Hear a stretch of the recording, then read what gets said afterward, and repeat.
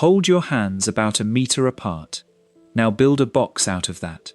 A meter on every side, roughly the size of a large cardboard carton, sitting in the air in front of you. If that box were filled with average universe, chosen at random rather than anywhere interesting, it would contain 1/4 of a single atom.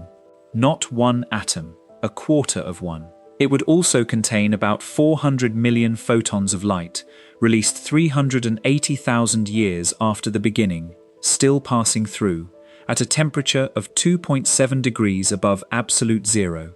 And here is what almost nobody mentions when they say the universe is expanding. The universe is not adding room. There is no outer edge, advancing into anything, and there never was.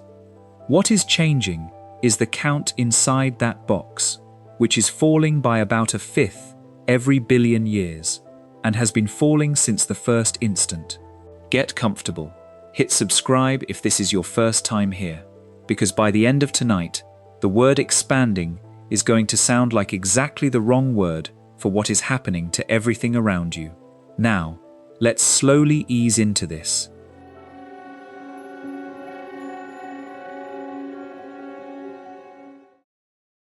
Part 1.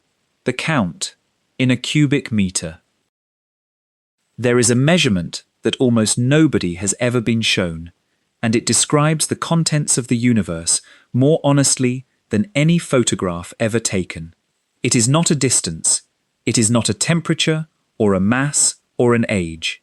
It is a count. If you take 1 cubic meter of the universe, chosen at random, without any bias toward the interesting parts, and you ask what is inside it, the answer comes back in numbers small enough to hold in your head, and the moment you hold them, the phrase everyone learned in school starts to sound wrong.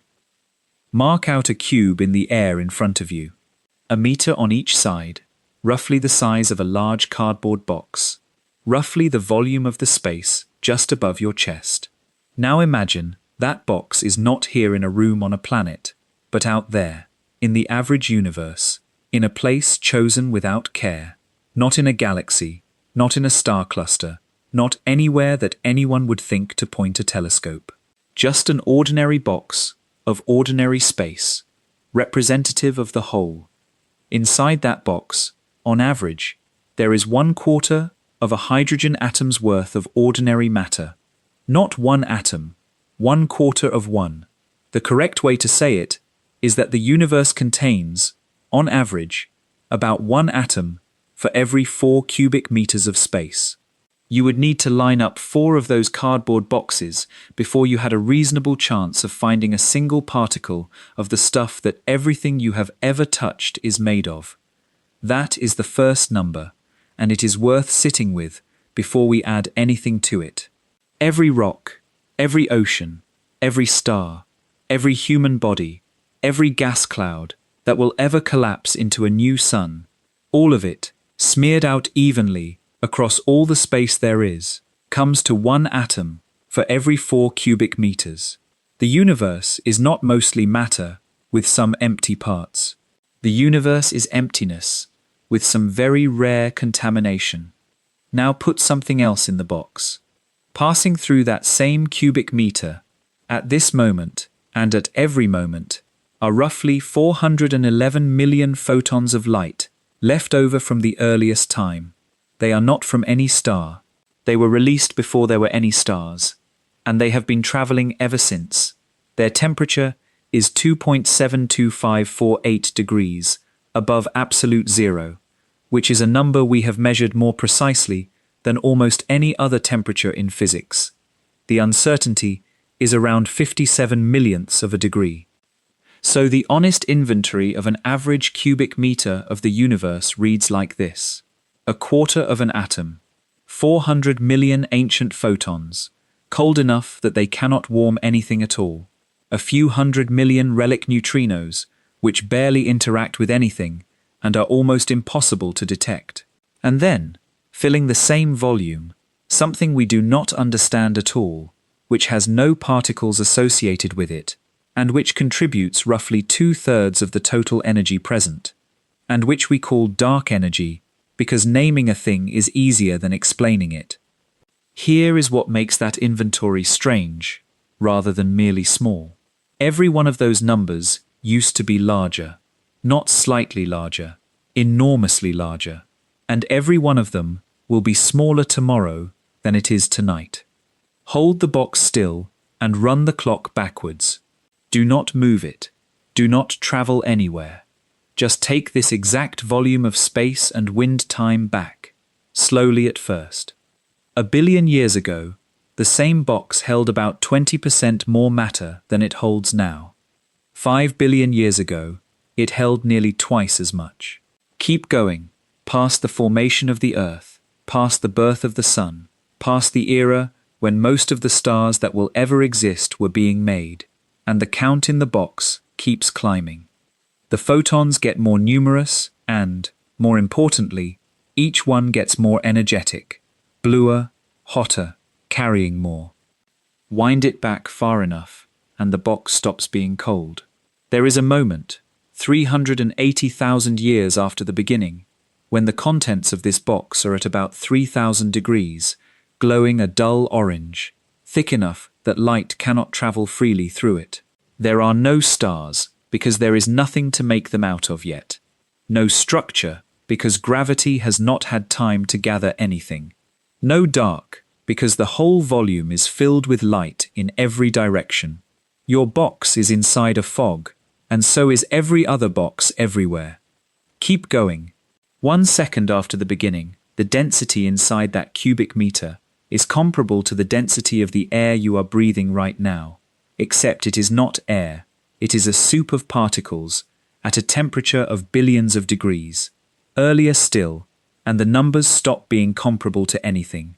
They stop being expressible in units that mean anything. The count in the box climbs without limit as you approach the first instant, and it does not converge on a finite answer.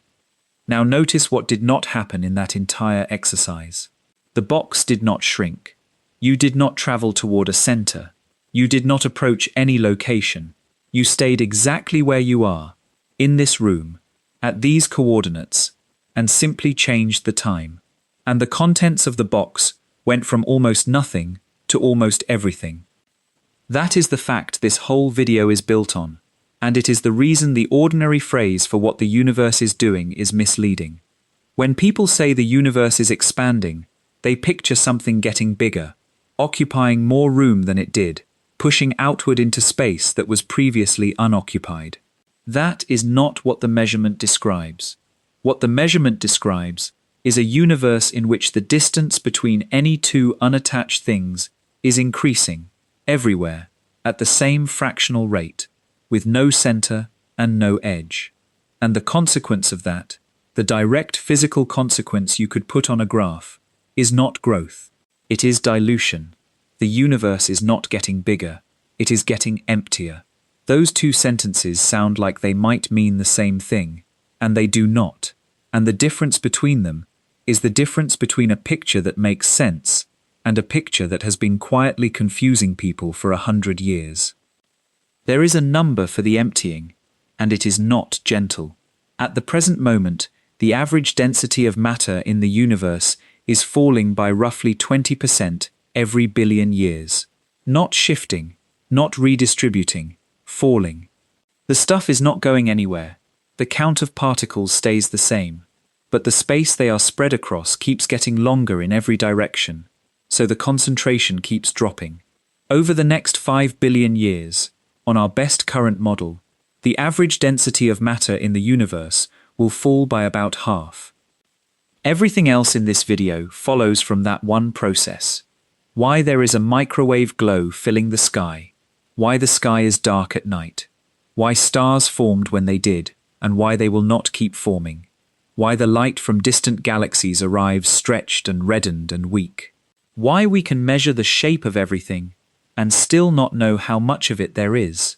All of it is downstream of a universe that started at a concentration nobody can express and has been thinning out ever since. But before any of that makes sense, there is a picture we have to take apart. Almost everyone carries the same mental image of how this began. A compact point, an explosion, an outward rush into surrounding darkness.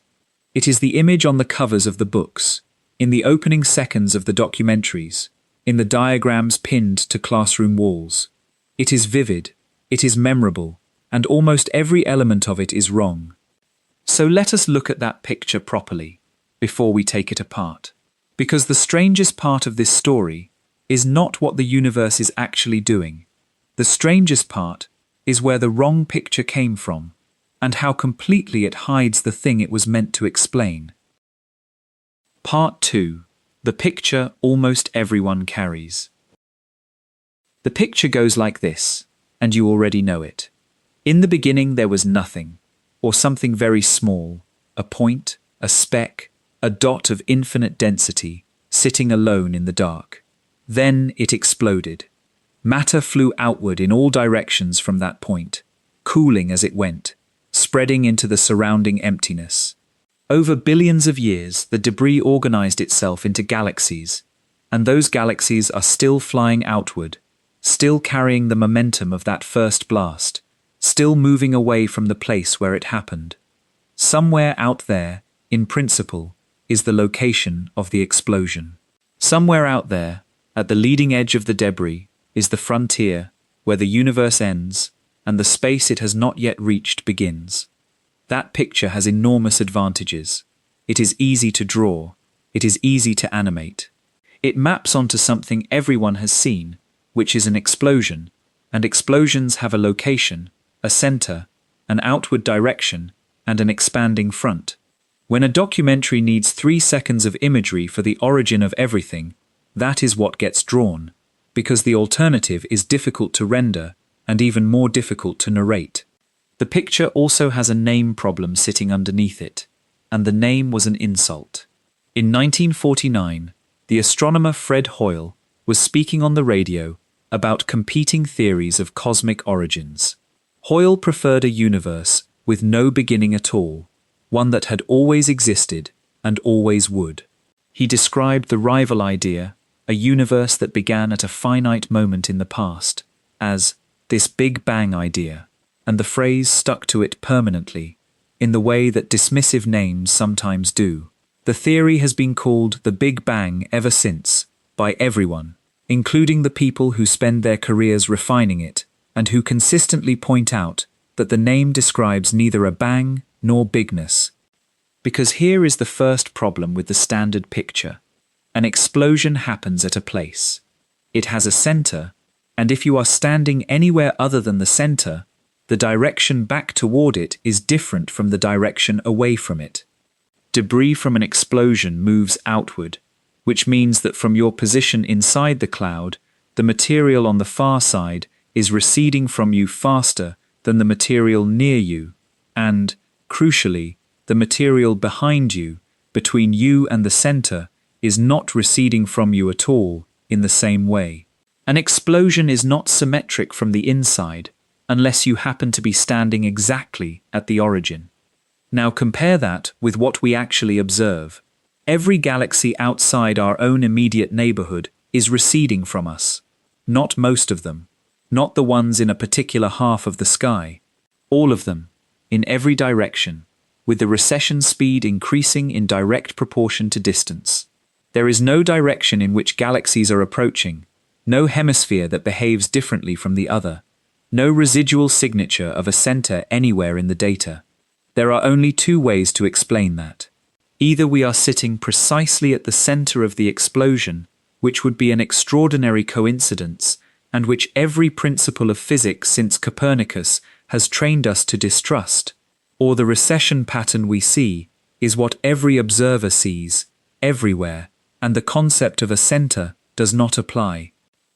It is the second one, and you can convince yourself of it without any equations at all. Take a ruler and put marks on it at every centimeter. Now imagine the ruler is made of something that lengthens uniformly, so that after some time, every centimeter has become 2 centimeters. Stand on any mark you like and look at your neighbors. The mark that was 1 centimeter away is now 2 centimeters away, so it moved 1 centimeter.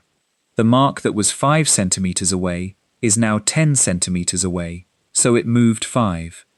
The mark that was 100 away is now 200 away, so it moved 100. From where you stand, everything is receding, and the recession speed is exactly proportional to distance. Now walk to a different mark and do it again. You get exactly the same answer. Every mark sees itself as stationary and everything else as fleeing. Every mark can make an equally good case for being the center, which means none of them is. Nothing on that ruler moved along the ruler. Nothing changed its position relative to the marks around it. Nothing is moving. The distances are getting longer. There is a second teaching image you have almost certainly met, and it is better than the explosion while still carrying a hidden trap. Take a balloon, draw dots on it with a marker, and inflate it. Every dot moves away from every other dot. No dot is the center, because the surface of a balloon has no center on the surface itself. The recession speed of any dot from any other is proportional to the distance between them, exactly as observed. As a demonstration of uniform expansion without a center, it is close to perfect, and it has been used in classrooms for the better part of a century. The trap is the rubber. A balloon is a two-dimensional surface curving through a three-dimensional room, and it is inflating into the air around it, and there is a center of the balloon sitting inside it where no dot can go. Every one of those features is a drawing aid rather than a claim about the universe. The mathematics of general relativity describes how distances inside a space change over time without requiring that space to be sitting inside anything larger. There is no observation anywhere in the history of the subject that has ever needed a higher dimensional room for the universe to inflate into. So when someone asks what the universe is expanding into, and it is one of the most common questions there is, the honest answer is not that scientists are hiding the outside. It is that the question inherits its outside from the balloon, and the balloon was never the point. That sentence is the correction, and it will come back several times before we are finished, because it does more work than any other sentence in cosmology. Nothing is moving. The distances are getting longer. Galaxies are not traveling through space away from a blast site. They are sitting more or less where they have always been, in the sense that matters, and the separation between them is increasing. The mathematics behind this is not exotic, and it is worth knowing that it exists, because it is the reason cosmologists talk the way they do. The standard description of the universe uses a fixed grid of coordinates. Think of it as an unchanging set of addresses, together with a single number that says how much physical distance corresponds to one unit of the grid at any given time. That number is called the scale factor. Galaxies keep their addresses. The scale factor changes. When it doubles, every physical distance between unattached objects doubles at once, everywhere, simultaneously, with no motion involved and no direction preferred. This is not a philosophical dodge or a clever way of restating the explosion. It makes different predictions, and those predictions have been tested.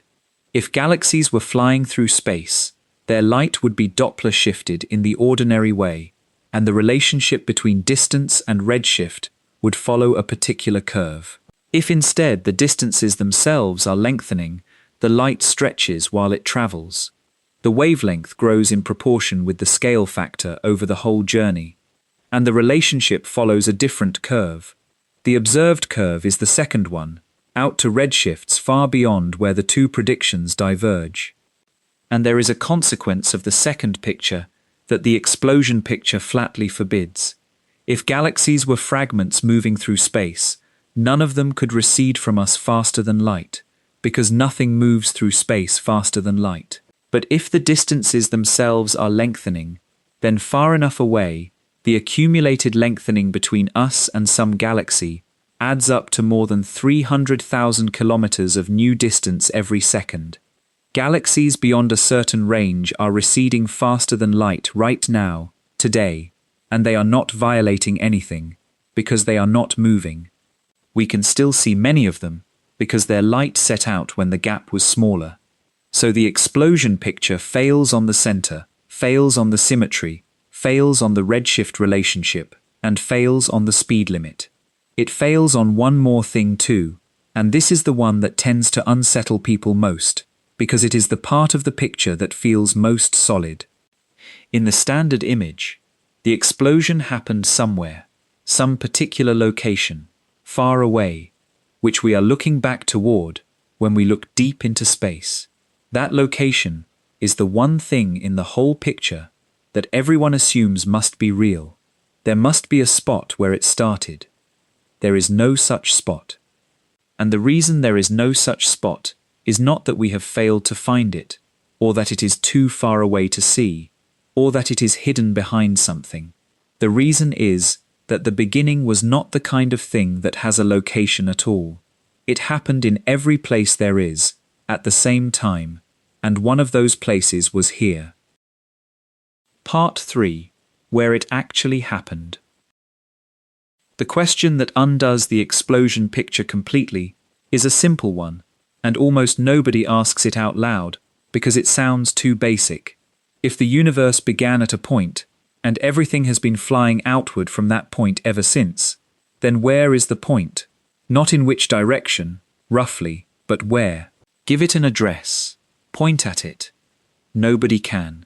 And the reason is not ignorance. Start with the geometry of an infinite space, because that is where the confusion lives. Suppose, for the moment, that the universe extends without limit in every direction. Not extremely large, actually unbounded. Now run the clock backwards, and let every distance shrink by a factor of 1,000. What do you have? You have an unbounded space in which every distance is 1,000 times smaller. Shrink it by a factor of 1,000,000,000. You still have an unbounded space, now with everything 1,000,000,000 times closer together. Shrink it by any factor you like, as large as you can name, and the answer never changes. An infinite extent divided by any finite number is still an infinite extent. An infinite universe cannot be shrunk to a point. It can only be made denser, and that changes what the beginning was. The moment we call the Big Bang is not a location where everything was gathered. It is a time at which the density everywhere became unbounded, simultaneously, at every address on the grid, with no place left out and no place special. The singularity in the equations is not a place in space. It is a moment in time. That is why nobody can point at it. Asking where the Big Bang happened is like asking where last Tuesday happened. Last Tuesday happened everywhere. It was not in a particular part of the room. It was a time, and every location experienced it, including this one. So the correct statement, the one that takes some sitting with, is that the beginning happened here, in this room, at these coordinates, in the volume of space currently occupied by your body, your bed, your chair, the floor beneath you, and the air you are breathing. The matter that is now assembled into you was somewhere else, because matter has moved around a great deal in 13.8 billion years. But the space you are occupying right now was there at the beginning, at unbounded density, at unbounded temperature, along with every other piece of space anywhere. It happened here. That is not a poetic flourish. It is a geometrical statement, and it is the single most reliable way to correct the wrong picture, because it removes the outside. There is nowhere else for it to have happened. Let me put you inside that, because it is worth experiencing, rather than being told. You are standing exactly where you are, at these coordinates, 380,000 years after the beginning. Everything around you is glowing, not glowing in the sense of a fire in a dark room, with a bright thing and a dark surround. There is no surround. Every direction is the same brightness, a uniform orange-white, at about 3,000 degrees, the color of a filament in an old bulb, and it fills the entire sky in every direction, with no gaps and no shadows. There is no up, because there is nothing overhead to distinguish from anything underfoot. There are no stars. There will not be stars for another 100 million years at least. There is no structure at all, only a smooth, hot, glowing fog of hydrogen and helium, so uniform that the differences from place to place are about 1 part in 100,000. And in this instant, right here, in the volume you are standing in, something changes. The fog cools just enough that electrons stop being knocked loose from nuclei and settle into orbits for the first time. Neutral atoms form, and the light that has been bouncing endlessly between free electrons suddenly has nothing left to bounce off. It stops being trapped.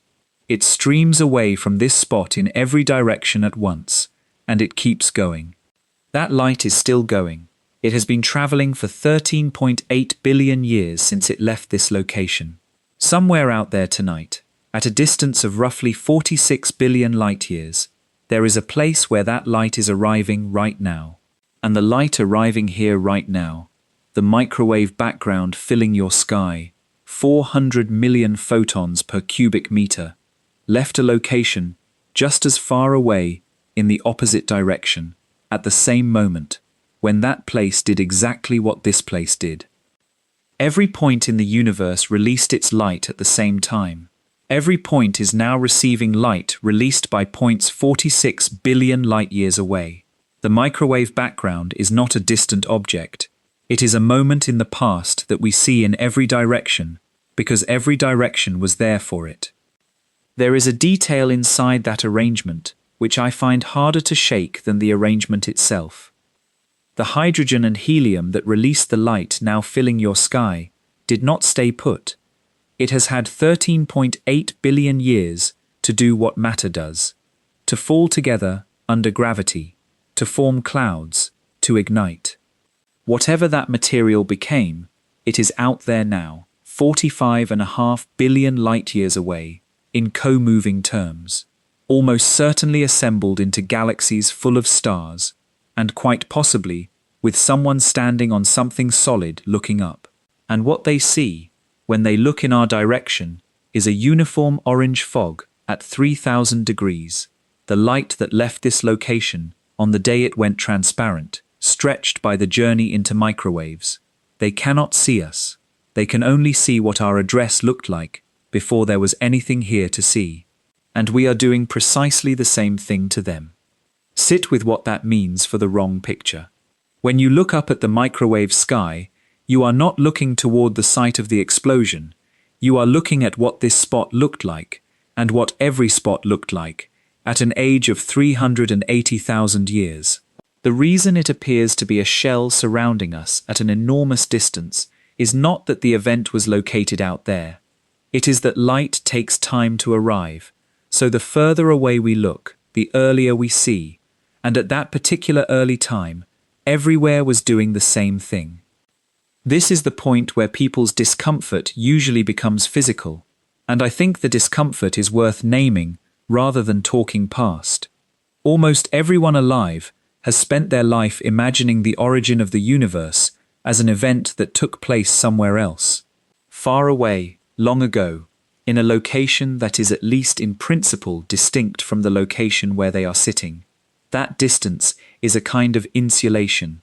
It makes the beginning a thing that happened to the universe rather than a thing that happened to this specific piece of ground. But the insulation is an error of translation. The beginning is not far away. It is long ago, and human intuition is remarkably bad at telling those apart. Because in ordinary life, the two go together. The things that happened long ago happened to other people, in other places, and you can visit the sites if you want to. There is no site to visit here. The site is under your feet, and it always has been. Every cubic centimeter of space you have ever occupied in your entire life was present, at unbounded density, at the first instant. You have never once been anywhere that was not there. That thought has a strange effect on people, and I do not think the effect is fear. I think it is closer to a kind of vertigo of address, the sensation of learning that you have been standing on something the whole time without knowing what it was. There is no place in this universe that is far from the beginning. There is only a distance in time, and every second you have ever lived has increased it by exactly 1 second, for you and for every other location equally. The astronomer who wants to see further back has only one option, and it is not to travel. It is to look at fainter, more stretched, more ancient light. Distance and time are welded together by the speed of light, and every telescope is a time machine that only points backwards. The furthest thing we can see is not the furthest place. It is the earliest time from which light has had opportunity to reach us, a boundary that exists because the universe has a finite age, not because it has a finite size. Which raises the question that everything so far has been building toward. If there is no edge, no center, and no outside, and if the beginning happened everywhere at once, then how much space is there? How large is a universe that was never small? The answer to that turns out to be measurable in one sense and completely inaccessible in another, and the measurement that gets us closest was made by mapping the same ancient light we have just been standing inside. But before we get to what that measurement says, it is worth knowing how astonishingly recent all of this is, and how close the whole idea came to never being taken seriously at all. Part 4. The people who worked it out. The idea that the universe has no center is not new, and the first person to arrive at it was not a cosmologist. He was working 200 years before anyone knew what a galaxy was. In 1692, Isaac Newton received a letter from a young clergyman named Richard Bentley, who was preparing a series of lectures and wanted to use Newton's own gravitation to argue for a designed universe. Bentley asked a question that Newton had evidently already been chewing on. If gravity attracts all matter to all other matter, why has the universe not collapsed? Why has everything not fallen together into one heap? Newton's answer, written in a series of replies over the following months, is remarkable for how modern it sounds. He told Bentley that if all the matter in the universe were spread through a finite region of space, then gravity would indeed pull it all together, and it would collapse into a single mass at the center. The only way to avoid that outcome, he reasoned, was for matter to be spread through an infinite space, because in an infinite, uniform distribution, every piece of matter is pulled equally in every direction, and there is no center to fall toward. Newton was uneasy about it. He recognized that the balance was precarious. But he had worked out, from gravitational reasoning alone, that a universe with a boundary is unstable, and that an unbounded one is at least conceivable. He was reaching for the right conclusion with the wrong tools. Newtonian gravity cannot properly handle an infinite matter distribution. The sums do not converge, and the whole calculation becomes ambiguous. That problem would not be resolved for another 223 years, when Einstein published the general theory of relativity in 1915 and gave physics a way to describe gravity as the geometry of space-time rather than a force acting across it. What Einstein did with his own theory 2 years later is one of the more human episodes in the history of physics. In 1917, he applied the field equations to the universe as a whole and found that they would not sit still. The equations described a cosmos that had to be either expanding or contracting. A static universe was not a solution. Einstein, like essentially everyone in 1917, was certain the universe was static, so he added a term to his equations specifically to hold it in place, the cosmological constant, a uniform repulsion tuned precisely to balance gravity. It worked, in the narrow sense that it produced a static solution. It was also unstable, like a pencil balanced on its point, and it would be abandoned within 15 years. The person who took the equations seriously without the correction was a Russian mathematician and meteorologist named Alexander Friedmann. In 1922, he published solutions to Einstein's equations, describing a universe that was uniform, had no center, and changed size with time. He was not making a claim about our universe. He was mapping the possibilities. Einstein's first published response asserted that Friedman had made a calculation error. Einstein later retracted that, in print, and acknowledged the solutions were correct. Friedman died of typhoid in 1925 at the age of 37, 3 years before there was any observational evidence that one of his solutions described the world. Then came a Belgian priest with a doctorate in physics, Georges Lemaitre, working independently and apparently unaware of Friedman's papers, derived the expanding solutions again in 1927, and went further, because he did something Friedman had not. He connected the mathematics to the data. Astronomers had been collecting redshifts of what were then called spiral nebulae, and Lemaitre used those measurements, together with distance estimates, to extract the first empirical value for the rate of expansion. He published it in the Annals of the Scientific Society of Brussels, in French, in a journal that essentially nobody outside Belgium read. 2 years later, in 1929, Edwin Hubble published his velocity-distance relation in the Proceedings of the National Academy of Sciences, showing a roughly linear relationship between the distance of a nebula and the speed at which it recedes. Hubble had the Mount Wilson telescope, the best distance measurements in the world, and an audience. The relation carries his name. There is a detail in that sequence worth pausing on, because it says something about how knowledge actually travels. When Lemaitre's 1927 paper was translated into English for the monthly notices of the Royal Astronomical Society in 1931, the section containing his estimate of the expansion rate was missing from the translation. For decades, this was assumed to be editorial suppression of a priest's inconvenient priority. In 2011, researchers examining the correspondence established that Lemaitre had cut the passage himself, apparently judging that Hubble's newer measurements had superseded his own, and that reprinting the older numbers was not worth the space. He gave away his own claim to the discovery on the grounds that someone else had done it better. Lemaitre also took the logic one step further than anyone else was willing to.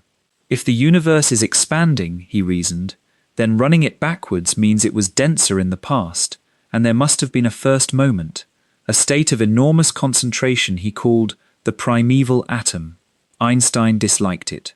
Many astronomers disliked it, partly because the idea of a beginning sounded suspiciously like theology dressed as physics, and partly because the early estimates of the expansion rate implied a universe younger than the known age of the Earth, which is a serious problem for any theory. That age discrepancy was real, and it took decades to fix, because the distance scale was badly calibrated.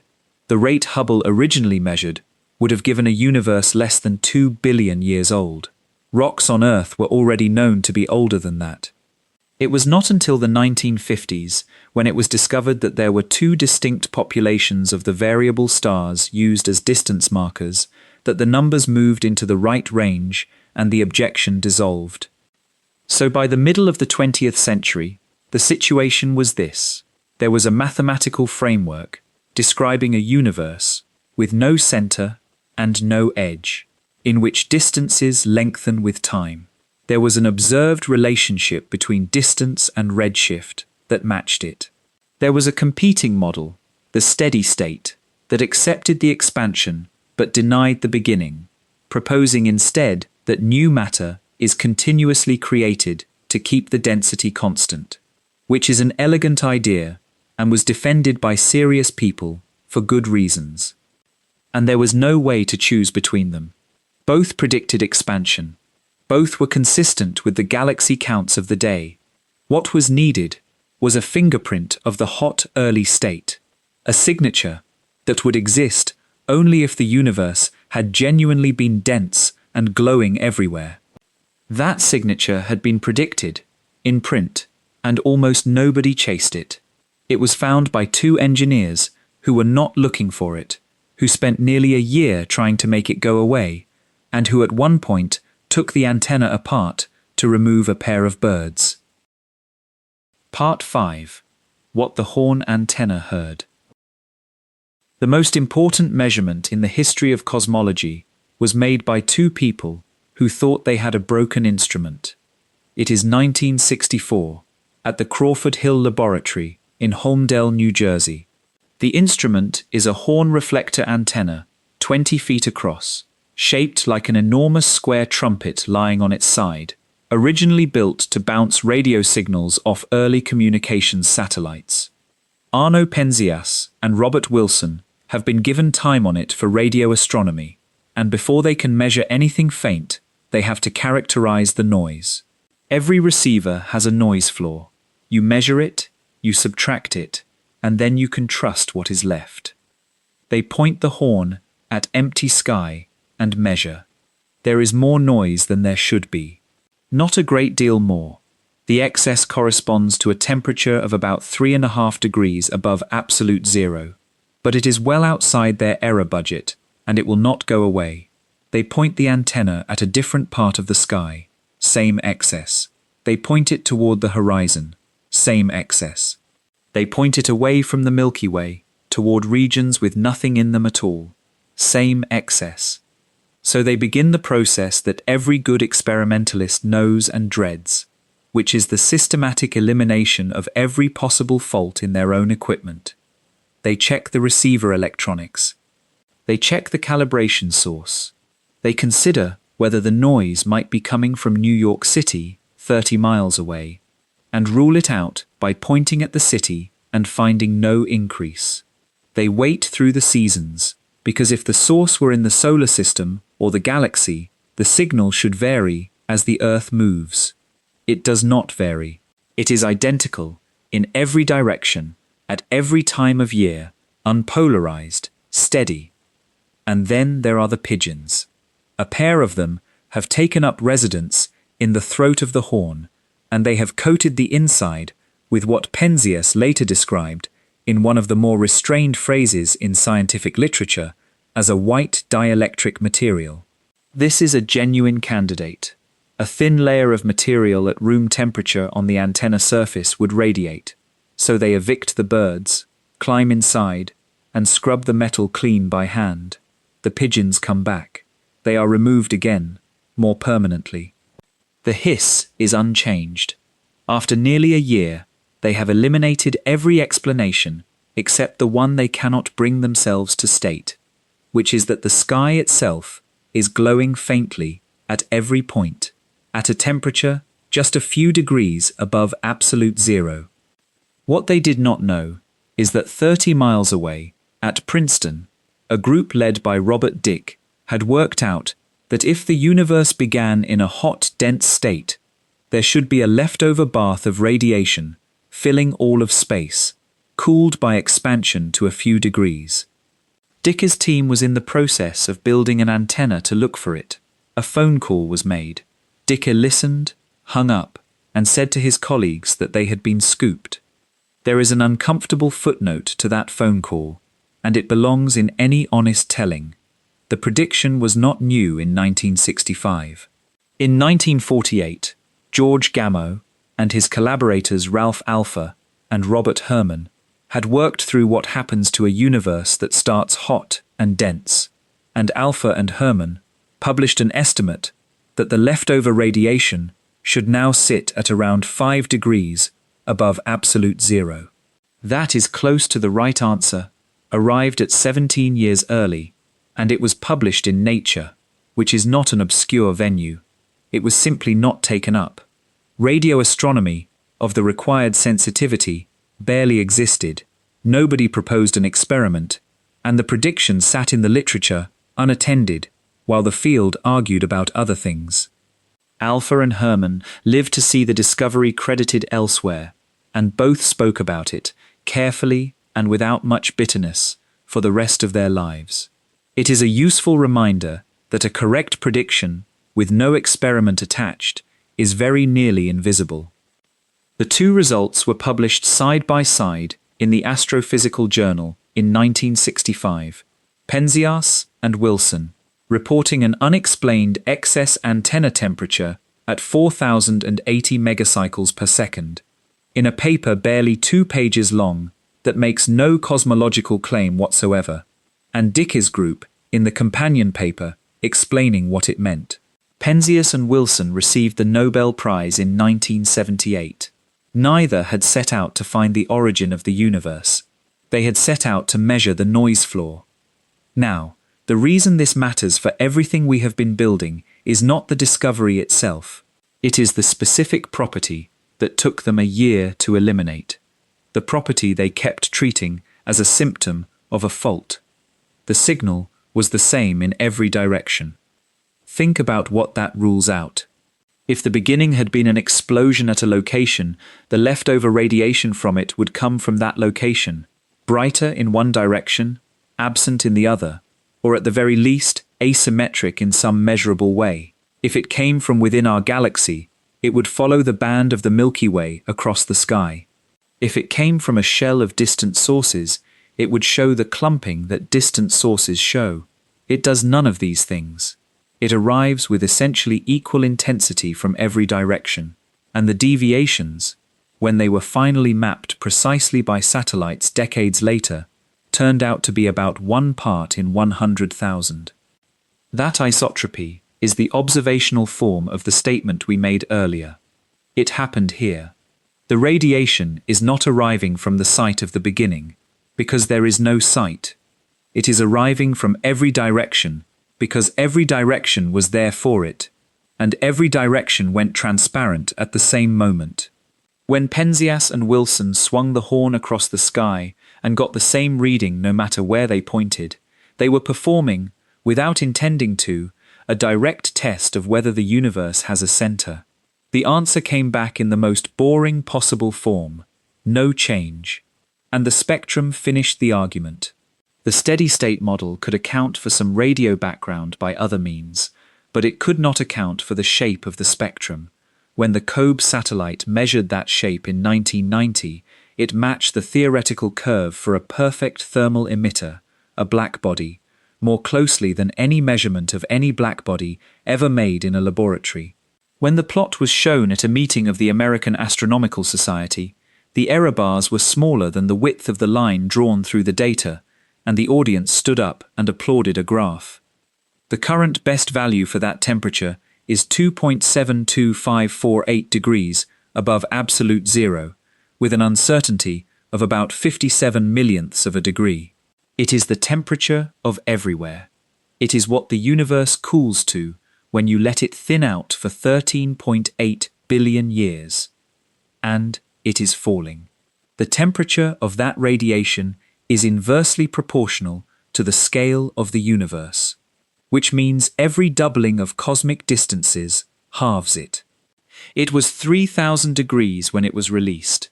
It is under 3 degrees now. It will be under 1 degree in another 20 billion years or so, and it will keep going, asymptotically, toward a cold that nothing in the universe will ever quite reach, but everything will keep approaching.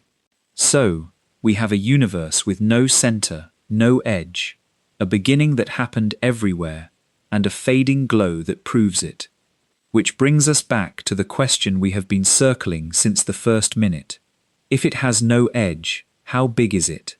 And it turns out we can measure the shape of the whole thing to a fraction of a percent, and still not answer that. Part 6. Flat does not mean small. There is a way to measure the shape of the entire universe, and it comes down to drawing a triangle. In flat space, the angles of a triangle add up to 180 degrees. That is the geometry everyone learns, and it feels less like a fact about the world than a fact about arithmetic. But it is a fact about the world, and it can fail. On the curved surface of a sphere, a triangle's angles add up to more than 180 degrees. On a saddle-shaped surface, they add up to less. If space itself is curved, then triangles drawn in space have the same problem, and if you could draw one large enough, you could read the curvature straight off the angles. The obstacle is size. Any curvature in the universe is far too gentle to detect in a triangle you could survey with instruments on Earth, or between planets, or even between stars. You need a triangle whose sides are measured in billions of light years, and you need to know the true length of at least one side independently, so that you can compare the angle it subtends against what flat geometry predicts. The universe supplies exactly that, and it supplies it in the microwave background. In the hot plasma before recombination, matter and radiation were locked together, and pressure waves ran through that plasma like sound through air. Those waves had a maximum distance they could travel, the sound horizon, set by the speed of the waves and the time available before the plasma became transparent. When recombination happened and the light was released, that characteristic distance was frozen into the pattern of hot and cold spots across the sky. We know the physics of that plasma well enough to calculate the true size of those features to high precision. It is a ruler of known length, laid down 13.8 billion years ago, and we can see it. So the measurement becomes, how large does that ruler appear on the sky? If space is flat, light travels in straight lines, and the features should appear about 1 degree across, roughly twice the width of the full moon. If space has positive curvature, light paths converge like lines of longitude, magnifying the pattern and making the spots appear larger. If space has negative curvature, the paths diverge and the spots appear smaller. They appear about 1 degree across. The universe is flat. The precision on that statement is what makes it powerful. Combining the Planck satellite's temperature and polarization maps and its gravitational lensing measurements with the separate galaxy survey measurement of the same sound horizon imprinted in the distribution of galaxies, the curvature parameter comes out as 0.001, plus or minus 0.002. 0 would be exactly flat. The measured value is consistent with 0 and constrained to within 0.1%. There is a subtlety here that honest coverage should not skip. Planck's temperature data taken alone, without the other datasets, mildly prefer a slightly closed universe. That preference is not strong enough to survive contact with the lensing and galaxy survey measurements, and the combined result is the one the field uses. But it is a real feature of the data, rather than an invention of critics, and anyone telling you the flatness result is beyond all discussion is overselling it. There is also a reason to have expected flatness in advance, and it sharpens what the measurement means. Curvature, if present, grows in importance as the universe expands. A small deviation from flatness early on becomes an enormous one later. Running that backwards, the fact that the universe is flat to 0.1% today implies it was flat to something like 1 part in 10 to the 60th in its first moments. A number that finely tuned is not something physicists are willing to call coincidence, and the standard explanation is inflation, a brief episode of extremely rapid expansion in the first fraction of a second that stretched whatever geometry was there until it was smooth and flat, in the same way that inflating a balloon to the size of the Earth would make any patch of its surface look like a plane. If that is what happened, then the flatness we measure is not telling us the universe is exactly flat. It is telling us that the region we can see is a very small piece of something enormously larger, stretched until its curvature became undetectable.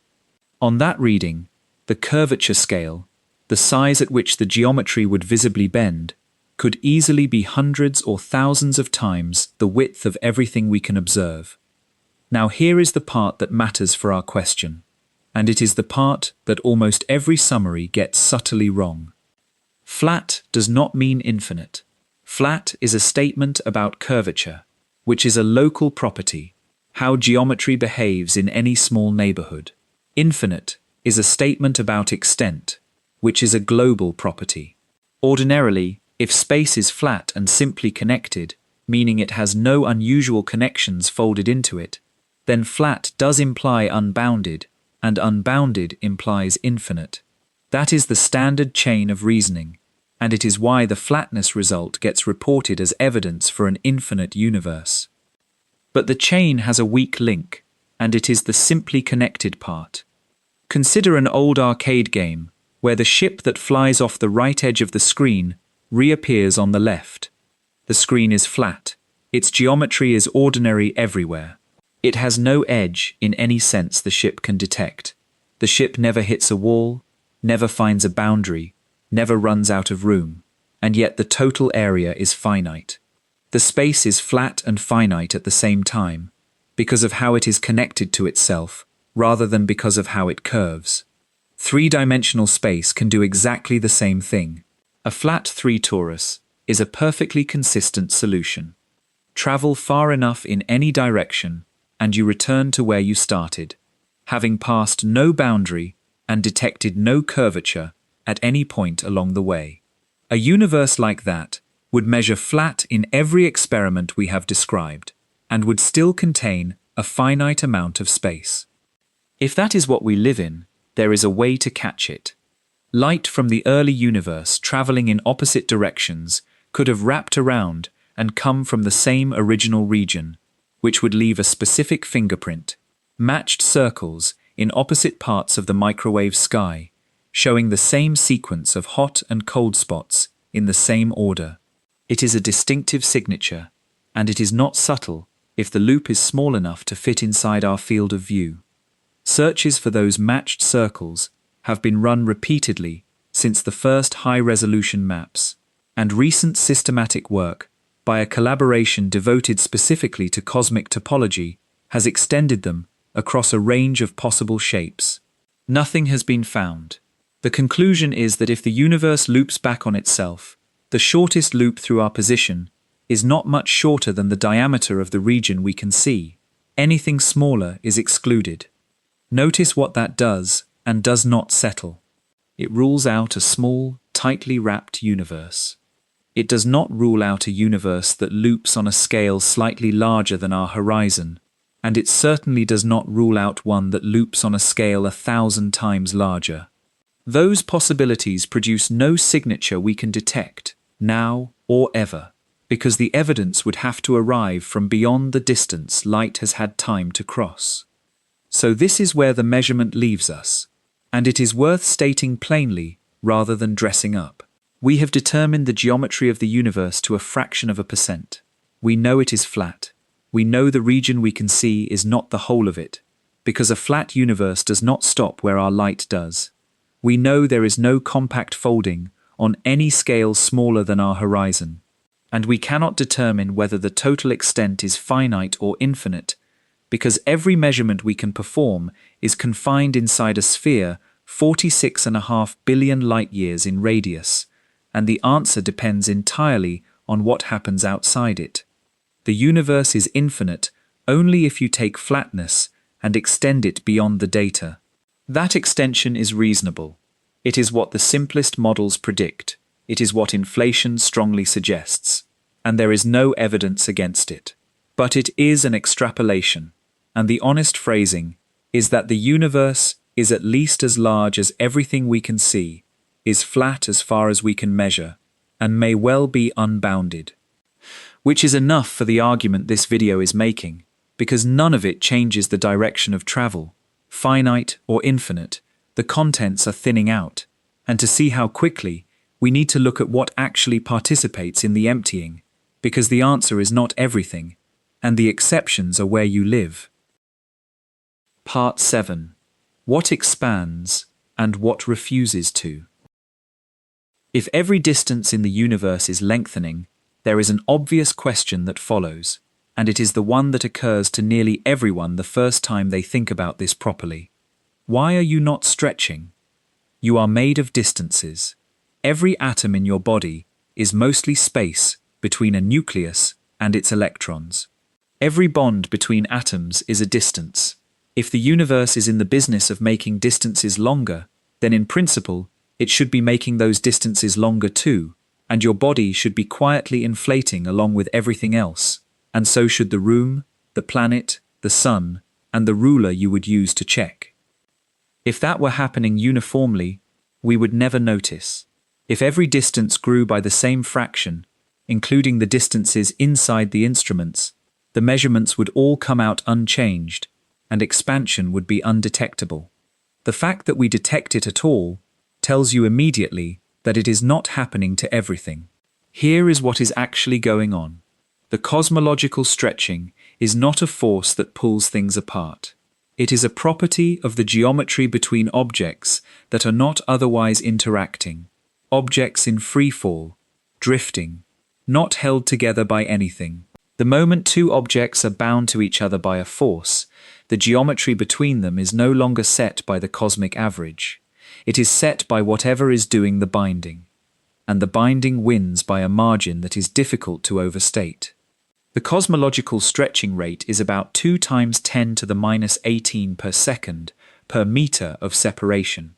That means a gap of 1 meter, left entirely alone in intergalactic space, would grow by about 2 billionths of a billionth of a meter in a second. Across the radius of a hydrogen atom, the effect over the entire age of the universe amounts to less than the width of a proton, and it never accumulates, because the electromagnetic attraction holding the atom together simply restores the original spacing continuously, at a strength something like 40 orders of magnitude greater than the stretch it is opposing. So your atoms do not expand, neither do molecules, nor rocks, nor planets. The Earth is not growing. The distance from the Earth to the Sun is not increasing because of cosmology. Gravity holds that orbit to a precision we measure with radar. The solar system is not expanding. The Milky Way is not expanding. It is held together by its own gravity and its dark matter halo, and it has been the same size for billions of years, while the wider universe has doubled its distances several times over. The local group is not expanding either, and this is where the exemption becomes something you can actually see. The Milky Way and the Andromeda Galaxy are not receding from one another. They are approaching at about 110 kilometers per second, and in roughly 4 to 5 billion years, they will collide and merge into a single larger galaxy. Cosmic expansion will not stop that. On that scale, gravity has already won. There is a thought experiment that makes the boundary between the two regimes concrete, and it is one you can run entirely in your head. Take a single grain of dust and place it in intergalactic space, 100 million light-years from anything, and give it a small push toward a distant galaxy so that it is not simply drifting with the flow. What happens? The grain's motion relative to the galaxies around it gradually fades away. Not because anything slows it down, there is nothing out there to rub against, but because the distances between everything keep lengthening underneath it, and any velocity it has relative to its local surroundings gets diluted along with everything else. Left alone for long enough, the grain ends up doing exactly what every unbound object ends up doing, which is nothing at all, sitting still at its own address while the addresses spread apart. That is worth pausing on, because it removes the last trace of the explosion image. There is no residual outward rush left over from the beginning. There is no cosmic wind. Nothing is coasting on momentum imparted 13.8 billion years ago. Any object that ever had a peculiar motion of its own has had it damped away, and what remains is a universe in which essentially everything unbound is at rest with respect to its neighbors, being carried apart by geometry rather than by motion. Draw the line, then, inside a bound system, a molecule, a star, a planetary system, a galaxy, a gravitationally bound group of galaxies. Expansion does nothing at all. It is not weakly present, it is absent, because bound systems are not participating in the cosmic average in the first place. Outside those systems, between one bound group and another, across the emptiness where nothing holds anything, expansion is total. That is the shape of the whole process, and it explains why the emptying is so much more brutal than it first sounds. The universe is not thinning out uniformly like milk stirred into water. It is separating. The dense things stay dense. A galaxy remains a galaxy. A star remains a star. A body remains a body, and the space between them grows without limit. Nothing is moving. The distances are getting longer, but only the distances that nothing was holding. Run that forward, and you get a specific picture of the future, which we will get to properly later, but the shape of it is already visible. Bound structures survive as islands. The gaps between islands grow. Nothing in between ever gets refilled, because there is nothing to refill it with. The universe becomes a set of increasingly isolated, increasingly distant, largely unchanged pieces, separated by increasingly enormous nothing. There is a subtlety worth being careful about, because it is a place where popular accounts sometimes overreach. It is occasionally said that expansion is constantly trying to pull your atoms apart and losing. That framing is not quite right. In a universe dominated by ordinary matter, there is no persistent outward pull on a bound object at all. The local geometry inside a bound system simply is not the cosmological one, and there is nothing to resist. Something closer to a genuine pull does appear when dark energy is included, because dark energy produces a real repulsive contribution everywhere, including inside bound systems. But at present strength it is fantastically small. The outward tendency it produces across the Earth's orbit is something like 30 orders of magnitude weaker than the Sun's gravitational hold. It matters for the fate of the universe. It does not matter for your afternoon. Now, the same logic sets a flaw under how empty things can get in the places you actually care about. And this is worth holding on to, because it is the one piece of good news in the whole picture. The density of the Earth is not falling. The density of the Sun is not falling. The density of the Milky Way is not falling. Those numbers are set by gravity and by material properties, and they will remain roughly what they are for billions of years, regardless of what the wider universe does. What is falling is the average, and the average is falling precisely because the fraction of the universe that consists of bound, dense islands is shrinking, while the fraction that consists of the growing gaps between them approaches everything.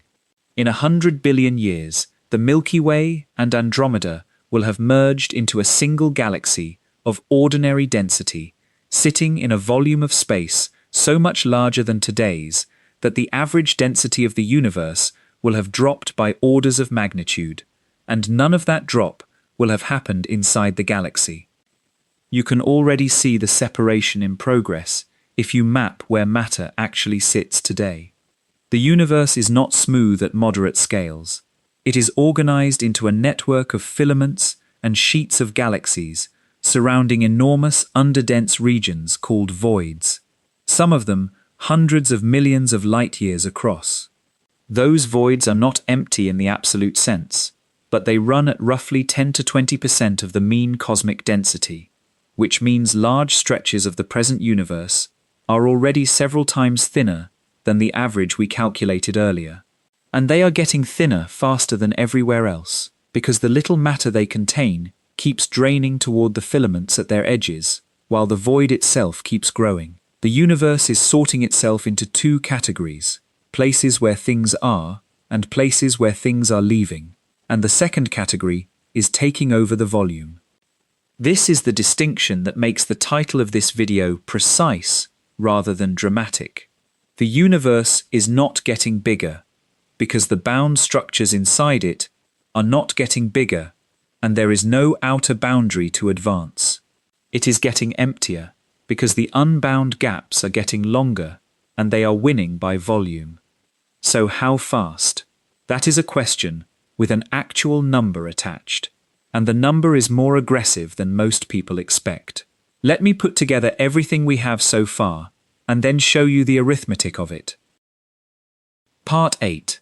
The arithmetic of emptying. Let us stop for a moment and stack up what we have, because the pieces have been arriving one at a time, and they fit together into something specific. We started with a cubic meter of average universe containing a quarter of an atom and 400 million cold photons. We took apart the picture of an explosion at a location and replaced it with a scale factor, nothing moving, distances lengthening, every observer seeing the same recession. We followed that logic back and found that an unbounded universe cannot shrink to a point, only to higher density, which means the beginning was a moment rather than a place, and it happened at these coordinates as much as at any others. We watched two engineers in New Jersey spend a year trying to get rid of the proof. We measured the geometry to 0.1% and found it flat, which tells us the universe is larger than we can see and leaves the question of how much larger permanently open. And we established that the lengthening applies only between things that nothing is holding, which means the universe is not thinning uniformly, it is separating into islands with growing gaps. Now put a rate on it, because this is where it stops being a picture and becomes a trend you can extrapolate. The rule for ordinary matter and dark matter is simple. The number of particles stays the same, and the volume they occupy grows as the cube of the scale factor, so the density falls as the inverse cube. Double all the distances, and the density drops to 1/8. That is the whole law. Turn that into a rate at the present epoch, and you get roughly 20% per billion years. That is the number I want you to hold. Right now, tonight, the average matter density of the universe is falling by about 1/5 every billion years. In 5 billion years, by the time the sun has swollen into a red giant and the Earth's story is finished, the universe will contain about half as much matter per unit volume as it does now. Not half as much matter, the same matter, in twice the room. Radiation empties faster, and the reason is worth understanding, because it comes back later.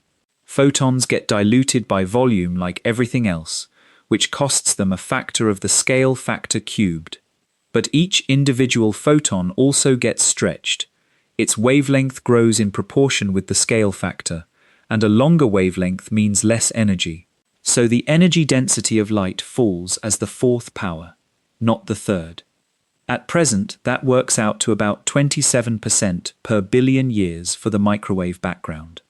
There is a third component, and it breaks the pattern completely. Dark energy, whatever it is, appears to have a density that does not fall at all. Double the distances, and where matter drops to 1/8 and radiation to 1/16, dark energy stays exactly where it was, twice the volume, twice the total amount, same concentration. Nothing else in physics behaves like that. And it is the single most important reason the future of the universe looks nothing like its past. Follow the consequence through, and the composition of the universe stops being a fixed pie chart and becomes a moving one.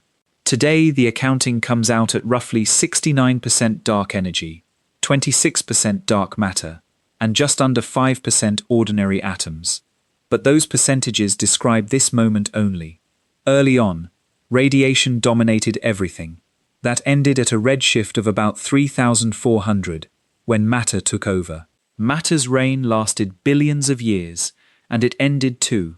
Around 4 billion years ago, the dark energy density drew level with the matter density, and it has been pulling ahead ever since. Every year, the matter fraction gets smaller, and the dark energy fraction gets larger, not because dark energy is being created, but because everything else is being spread thinner around it. The universe is not just emptying, it is emptying of the things that can do anything, while the one component that does nothing except push holds its ground. Now let us anchor these numbers against things that exist, because percentages per billion years are difficult to feel. Start with the emptiest thing human beings have ever made. In the best ultra-high vacuum chambers, the kind used for surface physics and in the beamlines of particle accelerators, the pressure is brought down to around 10 to the minus 10 pascals. That corresponds to something like tens of billions of particles per cubic meter. It takes bakeouts and cryogenic pumping and weeks of preparation to achieve, and it represents the limit of what our technology can remove from a box. Now compare it to the average universe. 1/4 of an atom per cubic meter. That is roughly 10 orders of magnitude emptier than the best vacuum ever engineered on Earth. A factor of 10 billion. Every effort humans have ever made to create emptiness falls short of ordinary cosmic space by a margin that has 10 zeros in it. Compare it to the space between the stars of our own galaxy, which most people think of as the definition of nothing. Interstellar space, in the warm phases of the Milky Way, holds something like 1,000,000 atoms per cubic meter. That is 1,000,000 times denser than the cosmic average. The space between the stars, the emptiness that kills astronauts and swallows probes and takes light years to cross, is a crowded, bustling place by the standards of the universe as a whole. Our galaxy is a rounding error of concentration in a cosmos that is essentially, overwhelmingly, statistically empty. 1 atom for every 4 cubic meters. Say it again with the comparison attached, and it lands differently than it did at the start. Here is what makes the trend genuinely relentless, though, and it is a fact about the past rather than the future. Run the density back to recombination, when the universe went transparent. The scale factor then was about 1,100 times smaller than now, so the density was 1,100 cubed times higher, roughly 1.3 billion times the present value. That sounds like it ought to produce something thick and substantial. Work it out, and the answer is around 300 million atoms per cubic meter. 300 million atoms per cubic meter is still a better vacuum than anything we can manufacture.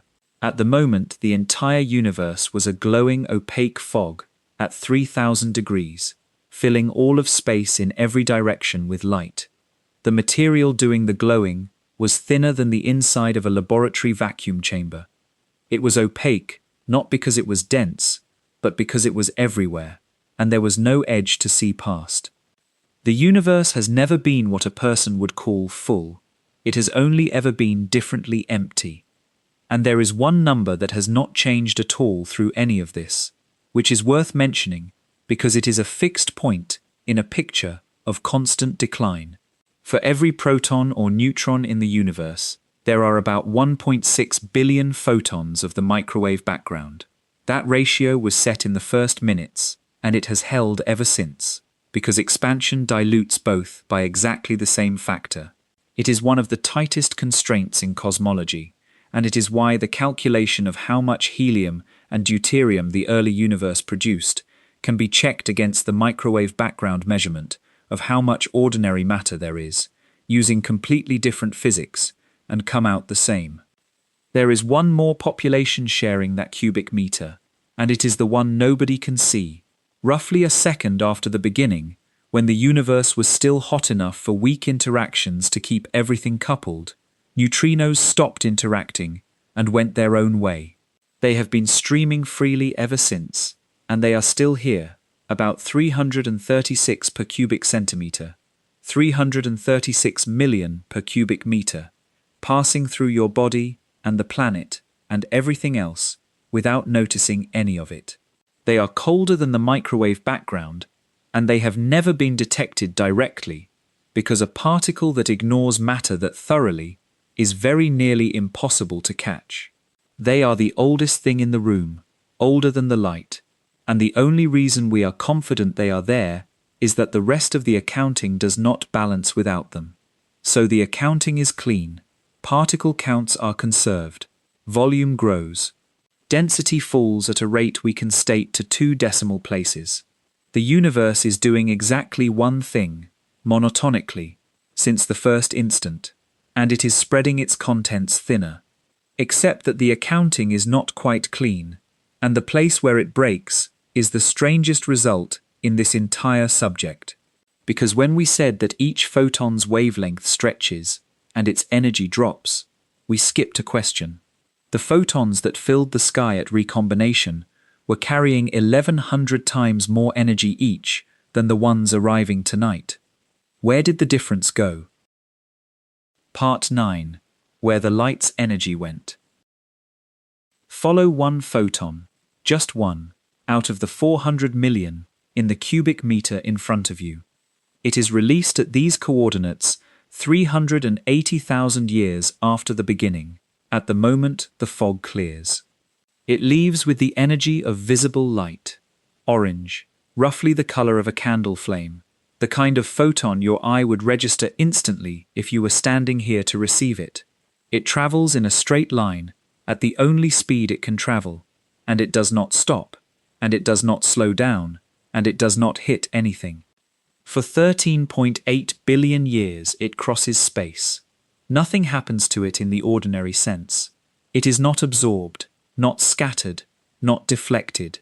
But the space it is crossing does not hold still underneath it.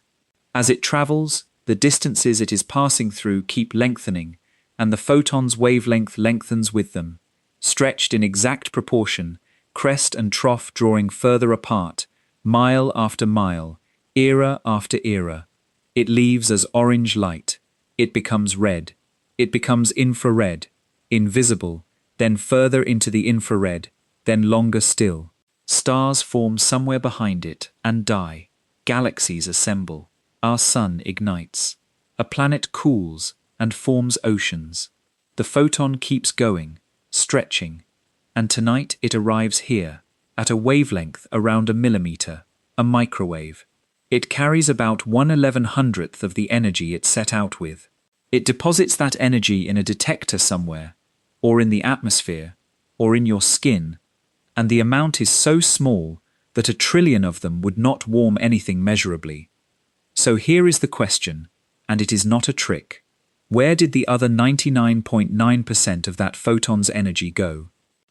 The instinct is to look for the recipient. Energy is conserved. It is the first law most people are taught, and it is presented as the most reliable statement in all of physics. Energy does not vanish. It changes form. If the photon lost energy, something gained it. So what did? Nothing did. That is the answer, and it is not a gap in our knowledge or a shorthand for something more complicated. The energy is not stored in the expansion. It is not held in a gravitational field somewhere. It did not go into the space it crossed. It is not waiting to be returned. Add up the energy of the microwave background in a co-moving volume today, compare it with the energy of the same photons in the same volume at recombination, and the total has fallen by a factor of 1100, with no compensating entry anywhere in the ledger. Now, the reason this is a genuine result rather than an accounting error takes a moment to lay out, and it is worth the moment, because it changes what conservation of energy actually is. Conservation laws in physics are not brute facts. They come from symmetries. This was proved by the mathematician Emmy Noether in 1918, and it is one of the deepest results in the subject. For every continuous symmetry of a physical system, there is a corresponding conserved quantity. If the laws of physics are the same everywhere in space, momentum is conserved. If they are the same in every direction, angular momentum is conserved. And if they are the same at every moment in time, if an experiment run today gives the same result as one run tomorrow, then energy is conserved. That last symmetry is the one the universe does not have. The laws are the same, but the stage is not. The background geometry of the universe at recombination was genuinely different from the background geometry now. Distances were 1100 times shorter. There is no way to shift the whole system forward in time and have it be the same system, because the scale factor is different. The time translation symmetry that energy conservation depends on simply is not present on cosmological scales. And so the conserved quantity that follows from it is not present either. There is no meaningful global energy conservation law in an expanding universe. Relativists have said this plainly for decades, in textbooks without controversy. It does not break physics locally, in your laboratory, in the solar system, in any region small enough that expansion is negligible. Energy conservation holds to whatever precision you can measure. It fails only when you try to add up the total for the universe as a whole, and it fails because the question was never well posed. I want to sit here for a second, because this is the part of the video I find hardest to walk past casually. Conservation of energy is the rule people hold most firmly. It is the reason perpetual motion machines are dismissed without examination. It is the sentence that gets used to comfort people about death, that the energy in a body is not destroyed, only redistributed, that nothing is really lost. that the universe keeps a complete account of everything it has ever contained. It is one of the few things in physics that has been absorbed into ordinary language as a kind of reassurance. And on the largest scale, it is not true. The universe does not keep a complete account. The overwhelming majority of the energy that was in the light of the early universe is not in the light now, and it is not anywhere else either. It was not transferred, transformed, or stored. The universe stretched, and the energy went down, and that is the end of the transaction. There is no ledger, there is nobody keeping the books. It is only fair to say that not everyone likes this phrasing, and the objection is a reasonable one. Some physicists prefer to say the energy goes into the gravitational field, and there is something to that instinct. A stretched universe is a changing gravitational configuration, and in other contexts, changing gravitational configurations do bookkeeping of exactly that sort. The difficulty is that general relativity does not provide a well-defined local energy density for the gravitational field itself. You can construct quantities that behave like one in particular coordinate systems, but they are not physical in the way the energy of a photon is physical.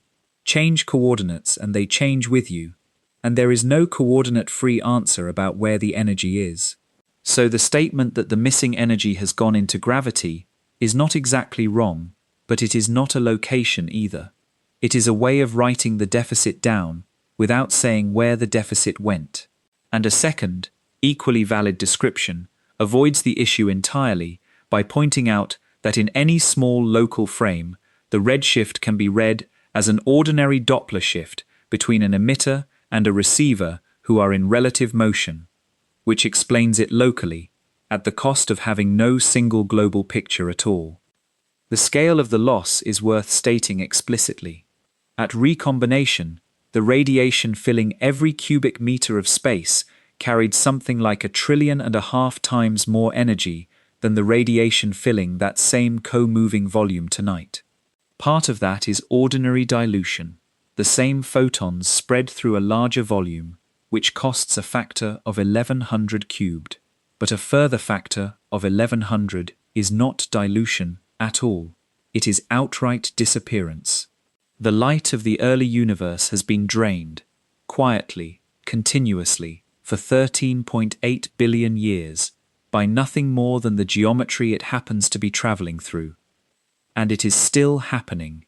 The microwave background arriving tonight is fractionally weaker than the microwave background that arrived last year. The temperature we quote to 5 decimal places is falling, slowly, permanently. Every one of those 400 million photons in the cubic meter in front of you is a little less than it was, and will be a little less again. This is what emptying actually means when you look at it closely. It is not only that the contents are being spread further apart, it is that some of the contents are being reduced as they spread. The universe does not merely dilute its light, it dims it. Which raises a question that we have been walking toward for a while now, without naming it. If everything is thinning and dimming, and it has been for the entire history of the universe, then everything that has ever formed, every atom, every star, every planet, every observer, had to form at a particular concentration, not too dense, not too thin, and once the universe passes through a given density, it never comes back. So what has already closed behind us? Part 10. The thresholds on the way down. If you want to understand the history of the universe in a single sentence, here it is. Everything that has ever existed became possible when the density passed through the narrow band that allowed it, and became impossible again once the density fell below. That is a different way of telling the story than the one people usually hear. The usual version is a sequence of events, the Big Bang, then particles, then atoms, then stars, then galaxies, then planets, then us, as though each stage caused the next, in the way one event causes another. The density version says something stricter. Nothing caused the next stage.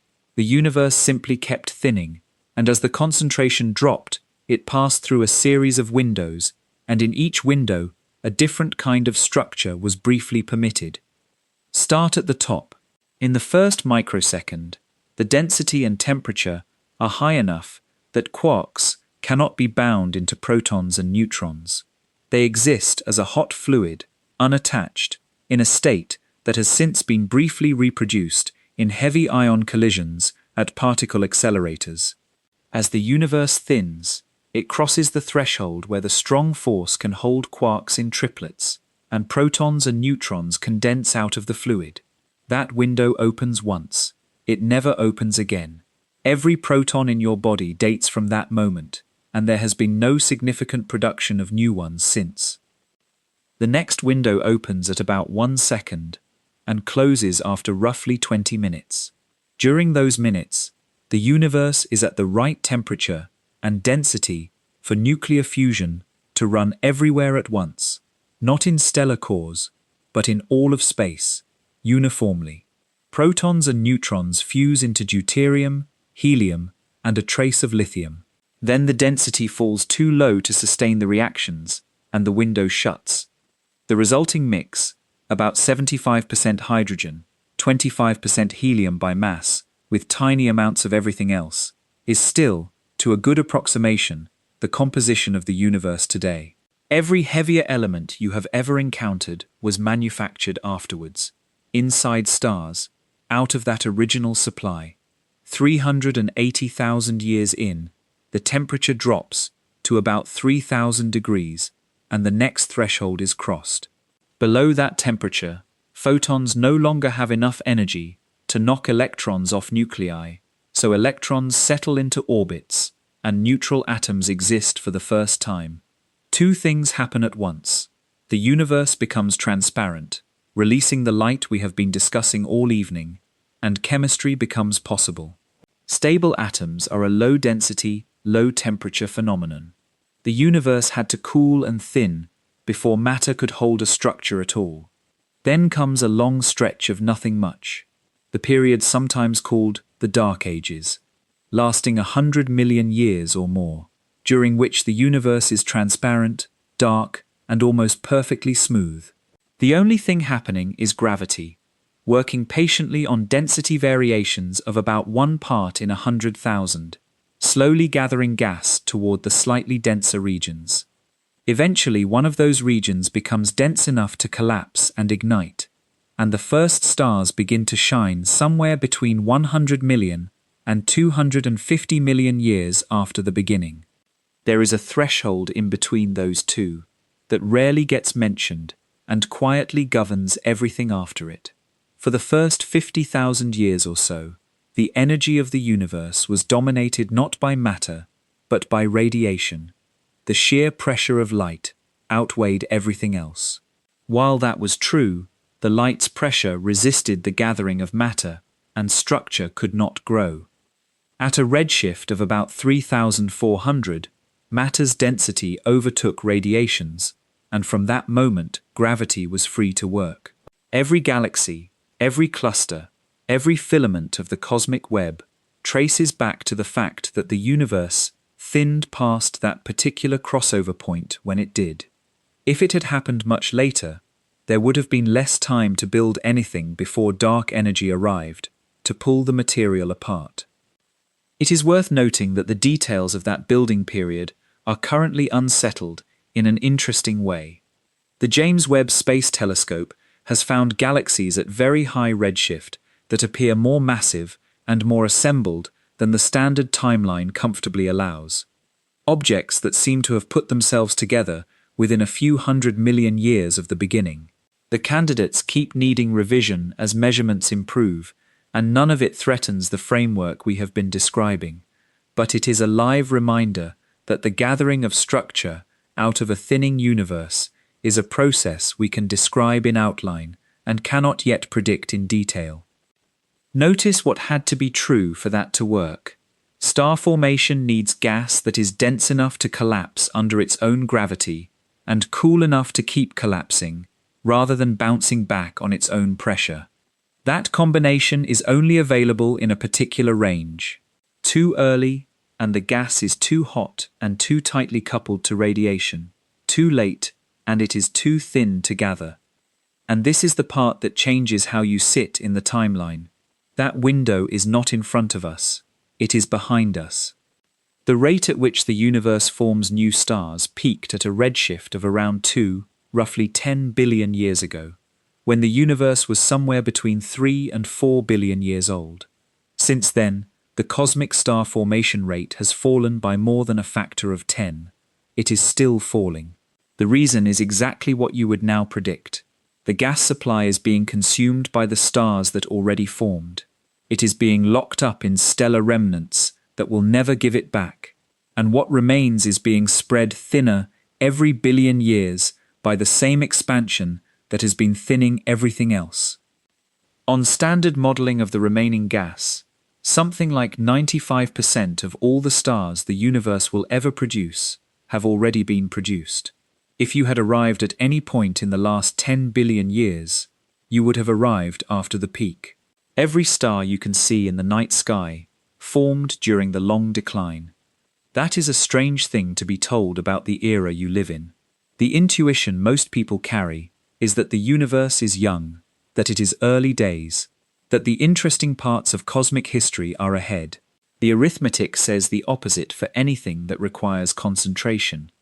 In terms of stars, the objects that make light, heat, heavy elements, planets, and the chemistry that leads to anything alive, the universe has already done most of what it is going to do. We are not near the beginning of the age of stars. We are well into its long tail. There is a version of this that is almost funny, and I mean that carefully. If you wanted to be present for the most eventful period in cosmic history, the era of maximum activity, the time when the universe was busiest making things, you should have shown up around 10 billion years ago. Everything since has been a slow winding down of the star-forming machine. Plenty of light left, plenty of time left, but the peak is behind us, and the graph is monotonic. And every one of these thresholds shares a property that is easy to miss. They are one-directional. The universe never gets denser again. There is no cycle here, no return, no second pass through the window where quarks bind or nuclei form or gas collapses at maximum rate. Density falls, the window closes, and the closing is permanent. Because the only thing that could reverse it is a contraction, and everything we can measure says the expansion is not slowing down. In fact, it is doing the opposite, which is where this stops being a gentle decline and becomes something with a much harder edge to it, because for the first 9 billion years, the emptying was at least slowing down, and then, about 6 billion years ago, something took over. Part 11. The universe that empties faster and faster. For most of the 20th century, everyone assumed the emptying was slowing down. The reasoning was simple, and it was sound. The universe contains matter. Matter attracts matter. Whatever the expansion was doing, gravity had to be pulling against it, which meant the rate had to be decreasing. The only open question was by how much, whether there was enough matter to eventually halt the expansion and reverse it into a collapse, or whether the universe would coast outward forever, slowing but never stopping. Cosmologists spent decades trying to measure the deceleration precisely enough to tell those futures apart. In the late 1990s, 2 independent teams set out to do exactly that, using Type Ia supernovae as distance markers. These are exploding white dwarfs that reach a characteristic peak brightness, which makes them usable as standard candles. Measure how bright one appears, compare with how bright it should be, and you get its distance. Combine that with its redshift, and you can reconstruct how the expansion rate has changed over time. Both teams found the same thing, and neither of them believed it at first. The distant supernovae were fainter than they should have been, further away than a decelerating universe could put them. The expansion had not been slowing, it had been speeding up. The result was published in 1998 and 1999, and it won the Nobel Prize in 2011.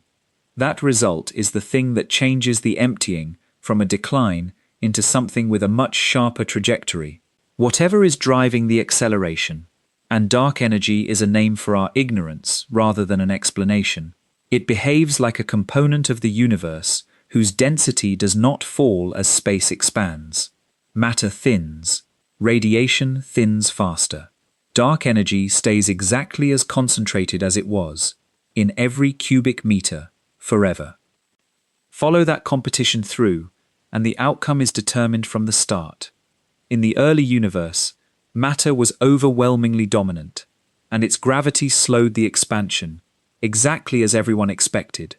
But matter was thinning, while dark energy was not, so their ratio moved in one direction only. Roughly 4 billion years ago, the two densities became equal. The turnover in the expansion rate came a little earlier than that. The universe stopped decelerating and began accelerating around 6 billion years ago, at a redshift of about 0.6 to 0.7. The Earth had not formed yet when the universe changed gear. We are living after that switch. The emptying is no longer a process being fought by gravity and gradually winning. It is a process being actively driven, and it will keep getting faster. Here is what that means arithmetically, and it is the number that ends the story.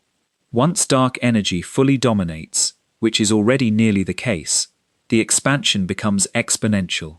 Distances do not grow by a fixed amount per unit time, they multiply. The characteristic timescale works out to about 17.5 billion years for the distances to grow by a factor of e, which translates into something clean and brutal. From that point on, the average density of matter in the universe halves roughly every 4 billion years, and it keeps halving, forever, with no flaw. Compare that with the 20% per billion years we quoted earlier, and notice what changed. Earlier, the emptying was a rate. Now it is a compounding rate. Under exponential expansion, the density falls by half, then by half again, and after 100 halvings, 400 billion years, which is a short time by cosmic standards, a region that today contains a galaxy's worth of material, would, if it were not gravitationally bound, contain nothing at all in any practical sense. There is a second crack in the numbers, and it has been widening for a decade. The rate of expansion can be arrived at two ways. You can measure it directly in the nearby universe, by building a ladder of distances, variable stars in nearby galaxies, calibrating supernovae further out, and reading the recession speeds off the redshifts. Or you can predict it by taking the physics of the early universe as recorded in the microwave background and running the standard model forward to today. The direct measurement gives about 73 kilometers per second per megaparsec, with an uncertainty near 1. The prediction from the early universe gives about 67.4, with an uncertainty near half. Those two numbers disagree at roughly 5 standard deviations. In most of physics, 5 standard deviations is the threshold at which a result is called a discovery. Here it is the threshold at which a result is called a problem. Both sides have been rechecked exhaustively, recalibrated with new instruments, cross-validated against independent distance indicators, reobserved by the James Webb Space Telescope at wavelengths where crowded star fields are less of a hazard, and the gap has not closed. Either there is a systematic error nobody has found in one of the most scrutinized measurements in science, or the standard history of the expansion is missing something, which means the rate at which the universe is emptying, tonight, carries an error bar that nobody has managed to remove. That is the standard picture, and it is the one most of the field works with, but it rests on the assumption that dark energy is exactly constant, and that assumption is currently under real pressure. Measurements from the Dark Energy Spectroscopic Instrument, released in its second dataset in 2025, combined baryon acoustic oscillation measurements from millions of galaxies with supernova and microwave background data. The result showed a moderate but persistent preference for a dark energy that is not constant. one that appears to have been somewhat stronger in the past and to be weakening now. The statistical significance depends on which supernova compilation is used. It is not at the level where anyone should call it settled, and the community has not converged. But it is not nothing, and it matters enormously here. A weakening dark energy would mean the acceleration eventually stops, the exponential emptying never fully arrives, and the far future looks less extreme than the standard picture suggests. The opposite possibility exists too, and it is worse. If dark energy is not constant but strengthening, if its equation of state sits even slightly below the cosmological constant value, then the acceleration itself accelerates, and there is a finite time at which the expansion rate becomes large enough to overcome first galactic gravity, then stellar gravity, then chemical bonds, then nuclear ones. That scenario is called the Big Rip, and it is the one case in which the exemption we established earlier fails. Bound systems stop being exempt, and the stretching reaches inside them. Current data do not favor it. Current data do not entirely exclude it either. And underneath all of it sits the largest unresolved embarrassment in physics. Quantum field theory says empty space should have an energy density of its own, arising from the fluctuations of the fields that fill it. Calculate that number and compare it to the dark energy density we actually measure, and the theoretical value exceeds the observed one by up to 120 orders of magnitude. That is not a discrepancy. That is the worst quantitative failure of prediction in the history of science, and it sits directly underneath the mechanism driving the emptying. We can measure what dark energy does to 5 significant figures. We cannot explain why it has the strength it has, and our best attempt is wrong by a factor with 120 zeros in it. It is worth pinning down what the standard version does to our own neighborhood, because the answer is oddly specific. The local group, the Milky Way, Andromeda, the Triangulum Galaxy, and a few dozen smaller companions, is gravitationally bound, which means it is exempt. It will not be pulled apart. It will merge, over the next several billion years, into a single large elliptical galaxy that some astronomers have already given a working name. Everything outside the local group is not bound to us, and all of it is leaving. The Virgo cluster, the Coma cluster, the enormous filaments of the cosmic web that our neighborhood sits on the edge of, all receding, all accelerating away, none of it coming back. The end state is one merged galaxy of perfectly ordinary density, sitting alone in a volume of space that keeps getting larger around it. The galaxy will not notice. The sky above it will. So the honest summary of the future is this. The emptying is accelerating. We are confident about the direction and the rough magnitude, less confident about the exact behavior of the thing driving it, and completely lost on why it exists at all. But whichever version turns out to be right, there is a consequence coming that is already locked in, and it is the one that unsettles me most. It is not about matter, it is about what will be possible to know. Part 12. The Sky That Forgets. There is a boundary around us that most people have never heard of, and it is not the one you are thinking of. We have talked about the observable universe, the sphere 46.5 billion light-years in radius, containing everything whose light has had time to reach us. That boundary grows as the universe ages, because every year, light from slightly further away completes its journey. If that were the only boundary, the future would be a story of gradual revelation, more of the universe becoming visible, century after century, as the light kept arriving. There is a second boundary, and it works the other way. It is called the cosmological event horizon, and it marks the distance beyond which light emitted right now will never reach us at all. Not eventually, not in 1 trillion years. Never, because the space between here and there is lengthening faster than the light can cross it, and the accelerating expansion means the gap widens faster than the photon closes it. That horizon currently sits at about 16 to 17 billion light-years. Anything beyond it is already permanently out of contact. A civilization there could be broadcasting at maximum power in our direction, and the signal would never arrive, no matter how long anyone waited. And because the expansion is accelerating, that horizon is closing in, not in the sense of moving toward us in absolute distance, but in the sense that galaxies keep crossing it and never come back. Every galaxy currently visible outside our own bound group is on a one-way trip. Its light gets progressively more redshifted, progressively dimmer, progressively slower to arrive, until the last photon it will ever send us has been received and there is nothing more coming. That process is underway now. It is not a hypothetical. Roughly 97% of the galaxies in the observable universe are already beyond the event horizon. We can see them because their old light is still in transit, but nothing they emit today will ever reach us, and no signal we send today will ever reach them.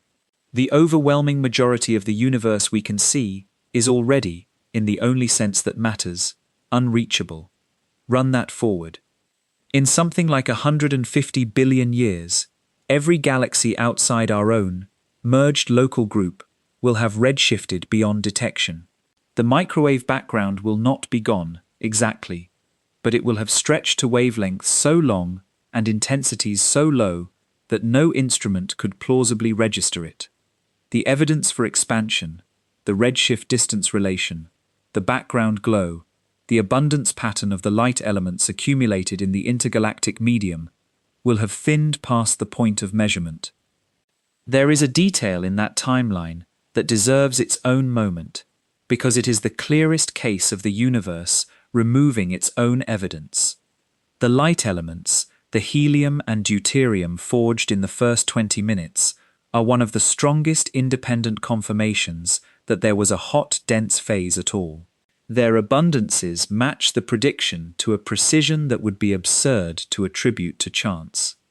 But those abundances are measured in pristine intergalactic gas, in clouds that have never been processed through a star. As stars keep forming and dying, they keep enriching the gas around them with heavier elements and destroying the deuterium they swallow. Given long enough, there will be no pristine gas left anywhere to measure, and that confirmation will simply stop being available. The universe is not only spreading its contents apart, it is, slowly, editing the record of how it began. Let me put you there, because this is the image the whole video has been walking toward. You are standing on a rocky world orbiting a small, long-lived red star, somewhere in a large elliptical galaxy, roughly 2 trillion years from now. Above you is a night sky. It has stars in it, plenty of them, because low-mass stars burn for a very long time, and this galaxy still has a working population. The band of the galaxy runs across the sky, bright and structured and full of detail, and that is all there is. Beyond the last stars of your own galaxy, there is nothing. No smudges of other galaxies, no faint distant light. Not darkness in the sense of something further away that is too dim to resolve. Actual nothing, an empty surround with no contents at any sensitivity. Your telescopes are excellent. Your instruments are better than ours. You point them into the gaps between your own stars, and you find no objects at all, at any wavelength, in any direction. So you do the science. You measure the motions of the stars in your galaxy, and find them stable and bound. You look for a background glow, and find none, because the microwave background stretched into undetectability a very long time ago. You look for redshifts among distant objects, and find no distant objects. And you conclude, carefully, rigorously, with excellent data and impeccable reasoning, that the universe consists of one island of stars, surrounded by infinite empty space, static, eternal, without beginning. You would be wrong about every part of that, and there would be nothing in your sky to tell you so. That scenario was worked out in detail by the physicists Lawrence Krauss and Robert Scherer, and the paper makes a point that is difficult to shake once you have taken it seriously. The evidence that the universe expands, that it had a beginning, that it was once hot and dense and filled with light, is not permanent. It is a temporary feature of a particular window in cosmic history. We are inside that window now. Observers in the far future will be outside it, and the outside is not marked. There will be no sign saying that the data is incomplete. Their picture will be internally consistent, well supported, and false. It is worth being precise about how far that emptiness goes, because nothing in the sky understates it. The exponential expansion does not stop when the galaxies vanish. It keeps running, and it keeps halving whatever density remains, roughly every 4 billion years, indefinitely. 10 trillion years on, the last low-mass stars are guttering out. Beyond that, in numbers that stop being timescales and start being arithmetic, the stellar remnants themselves come apart. White dwarfs cooling to black, neutron stars going cold, black holes evaporating over spans written as 10 to the 67th years for the small ones and 10 to the 100th for the largest. Each of those endings leaves its material more thinly spread than before, and at the end of the sequence there is a universe that has arrived at the only stable configuration available to it. A smooth, cold, almost perfectly empty space, still expanding, with nothing left in it to dilute. I find this the most unsettling result in the whole subject, and not for the obvious reason. The obvious reading is that it is sad, a kind of cosmic forgetting, knowledge lost. But the sharper reading is about us. We assume, without ever articulating it, that knowledge accumulates, that every century of observation adds to the total, that later observers, with better instruments, will always know more than earlier ones, that the trend of understanding runs upward. This result says that is not a law. It is a feature of when you happen to be looking. Future observers, with far better technology and far more time, will be able to determine far less about the universe than we can tonight, because the things they would need to measure will have left. And the implication turns around and points at us. If evidence expires, then some of it has expired already.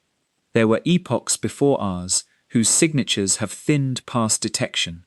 Details of the first fraction of a second, features of whatever preceded inflation, structures beyond our horizon that were once in causal contact with our region and no longer are. We are not standing at the beginning of the record with everything still available. We are standing partway along it, and things have already gone. Which is a strange thought to end an era on, and not quite where I want to leave you, because the far future is a long way off, and the more immediate question is what any of this actually means for the cubic meter in front of you tonight. So let me bring it all the way back.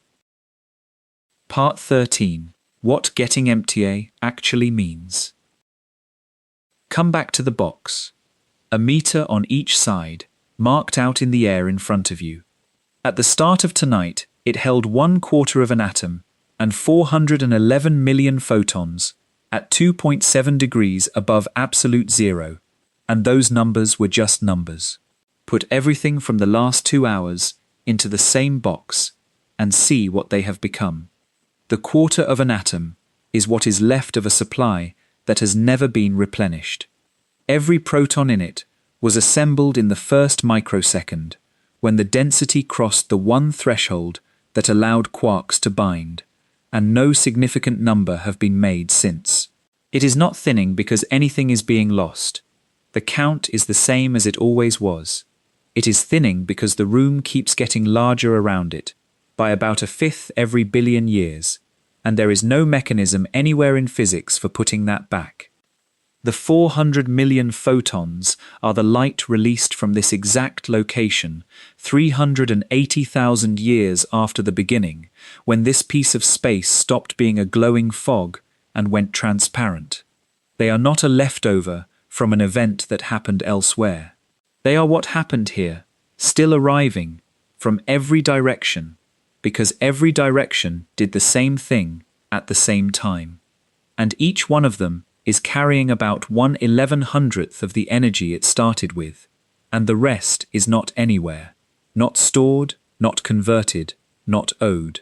The universe does not run a ledger at that scale, because it has no time translation symmetry to hang one on. That is what getting emptier means, in full.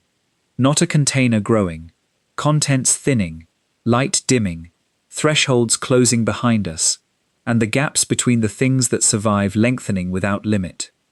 And the comparison we made in the middle of the evening is worth holding on to, because it puts the ordinary in its place.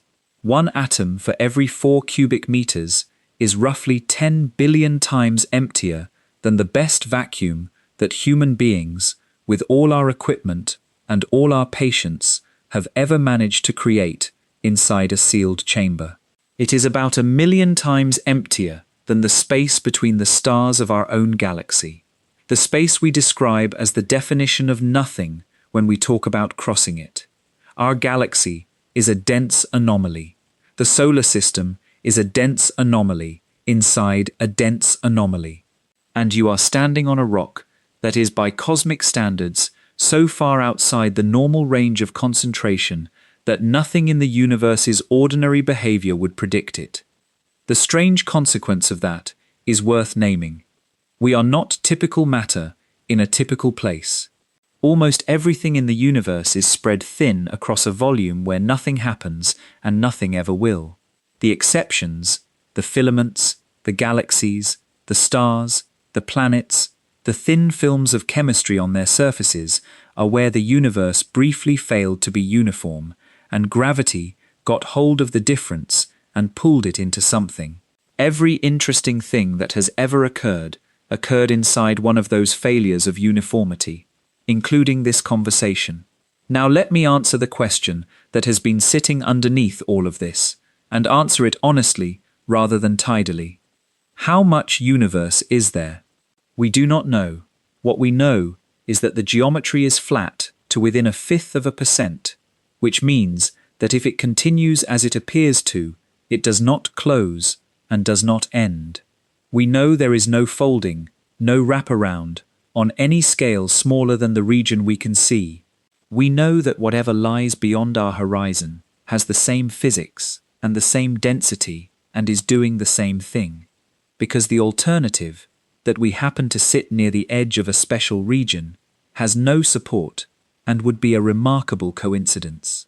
And we know that the answer is not accessible, because every measurement any observer can make is confined inside a sphere set by the age of the universe and the speed of light, and the difference between genuinely infinite and merely enormously larger than that sphere produces no observable difference at all. So the correct posture is not certainty in either direction. The universe is at least as large as everything we can see. It is flat as far as we can measure. It may well be unbounded, and if it is, then it always was, including at the first instant, which was not a small dense point, but an unbounded expanse, at a density nobody can write down. That is the reconciliation, and it is worth restating cleanly now that all the pieces are in place. A beginning does not require a small universe, it requires a dense one. The Big Bang was not a location that everything flew away from. It was a moment when everything, everywhere, was on top of itself. And the reason we call it the beginning is that our equations stop working when we push past it.